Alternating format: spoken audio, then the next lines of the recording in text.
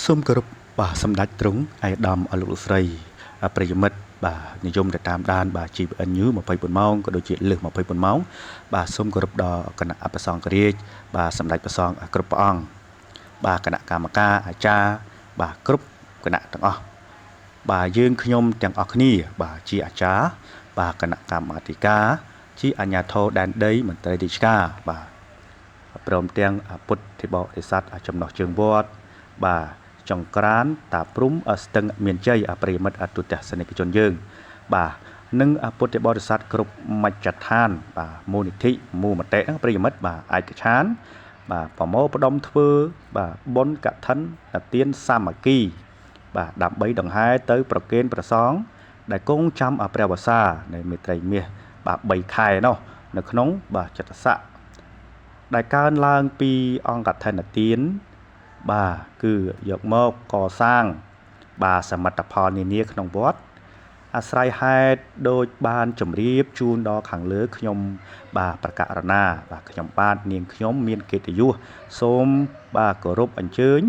ឯកឧត្តមលោកជំទាវលោកស្រីអ្នកនាងកញ្ញាព្រមទាំងពុទ្ធិបរិស័ទចិត្តឆ្ងាយមេត្តាចូលរួមក្នុងពិធីបុណ្យកឋិនទាននេះហើយអនុមោទនាបាទយកផលអនិសង្សតាមបាទសទ្ធាជ្រះថ្លារៀងខ្លួនប្រិយមិត្តទូទស្សនិកជនយើងបាទនេះហើយជាហៅថាការធ្វើបុណ្យធ្វើទានបាទកាត់បុណ្យអកឋិនទានបាទគឺនៅថ្ងៃអង្គារ15កើតខែអាសត់ឆ្នាំអសាញ់អត្តស័កបាទគេហៅថាកម្មវិធីបុណ្យបាទអត្តស័ក2569ត្រូវនឹងថ្ងៃទី7ខែតុលាឆ្នាំ2025បាទនេះគេថាបញ្ចប់នៅថ្ងៃទី8ប្រិយមិត្តទូទស្សនិកជនបាទម៉ោង2បាទនីតិរសៀលជួបជុំពុទ្ធិបរិស័ទចិត្តឆ្ងាយបាទនៅគ្រប់មជ្ឈដ្ឋានសាលាវត្តស្ទឹងអមានជ័យបាទហើយម៉ោង3នីតិរសៀលដើម្បីបាទសម្ដែងការព្រះរតនត្រ័យបាទសមាទានសិលនិងនិមន្តព្រះសង្ឃចម្រើនបាទព្រះបរិត្តនិងសម្ដែងព្រះធម៌មទេសនាបាទអញ្ចឹងក៏សូមប្រាំផ្ញើបាទឥឡូវនេះជាខែបុណ្យកឋិនទានហើយបើសូមបាទបងបាទអង្គញាឯកឧត្តមលោកជំទាវបាទនឹងហើយធ្វើបុណ្យធ្វើទាននឹងគេតនខែភ្លឺបាទប្រិមិត្តអតុទស្សនិកជនបាទហើយក្នុងបុណ្យកឋិនទាននេះដែរគឺបាទ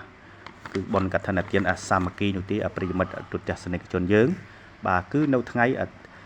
ទី7សូត្រមន្តចូលថ្ងៃ8គឺបាទបញ្ចប់តែម្ដងប្រិមិត្តអតុទស្សនិកជនគឺថ្ងៃនឹងតែម្ដង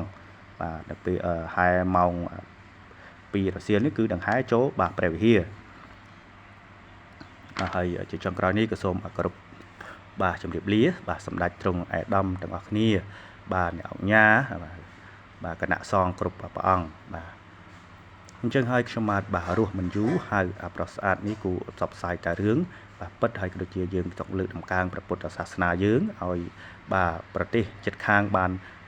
ដើម្បីលន្ទឺណាយើងក៏លេចទៅមើលពុទ្ធបរិស័ទបាទនៅចំណុះជើងវត្តចិត្តហ្នឹងគឺបាទគាត់សបោសបាយគាត់សបាយនឹងការធ្វើបុណ្យណាប្រិយមិត្តយើងបាទអញ្ចឹងហើយក្នុងនាមខ្ញុំបាទជាសារព័ត៌មាននេះគឺ